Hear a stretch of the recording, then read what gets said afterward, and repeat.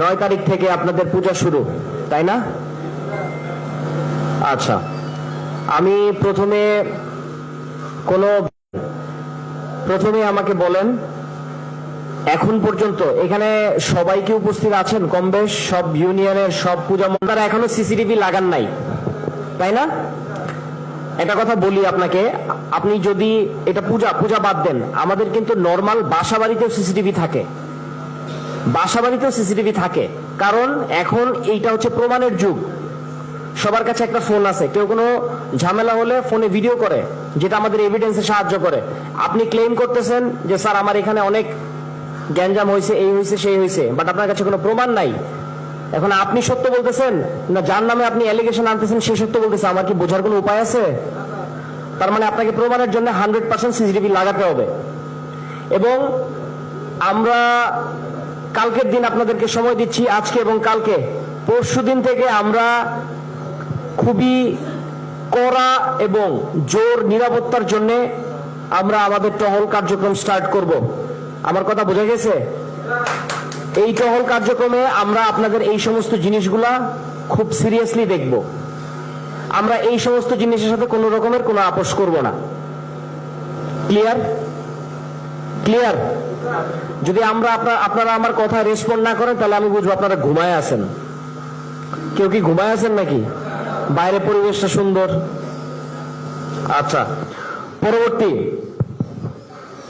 আপনাদের কাছ থেকে আমি অনেকের কাছ থেকে শুনলাম যে স্যার আমি আতঙ্কে আছি, ভয়ে আছি। আমার কথা হচ্ছে, আমাকে বলেন স্পেসিফিক আপনি কি ধরনের আতঙ্কে আছেন?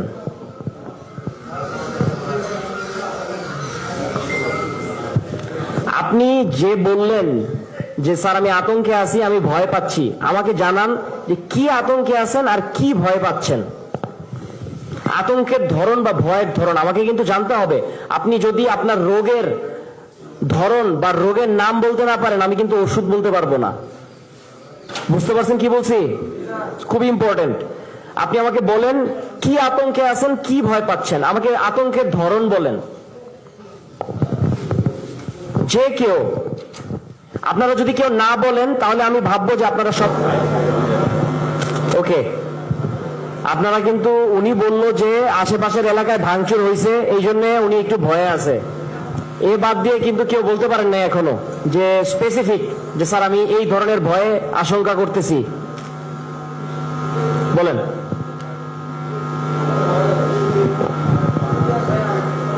শুনেন, এই ধরনের কথার জন্য প্রথম আমাদের দিক নির্দেশনা হচ্ছে আপনাদের সাথে এবার, আপনারা সবসময় নর্মালি পূজা করতেন, কোনোদিন আর্মি দেখেন নাই, দেখছেন? কোনোদিন দেখছেন? কথা বলেন না কেন? অনেকে মনে পিছনে দেখছেন নাকি অন্য দেশ থেকে? কোনটা দেখছেন নাকি? কথা বলবেন, হ্যাঁ কথা বলবেন। দেখছেন কখনো? এটা ফার্স্ট টাইম আপনাদের সাথে। সো আমি মনে করি না যে আপনাদের ভয়ের কোনো কারণ আছে। বুঝতে পারছেন? যেহেতু আগে কখনো দেখেন নাই, এবার দেখছেন প্রথম। আর আমরা গত অ্যারাউন্ড 2 মাস ধরে বিভিন্ন ধরনের বিভিন্ন কাজকর্ম করতেছি। সো আপনাদের এতদিনে আইডিয়া হয়ে যাওয়ার কথা যে আমরা কিভাবে ফাংশন করি, কিভাবে কাজ করি। কারো কোনো সন্দেহ আছে? বলেন।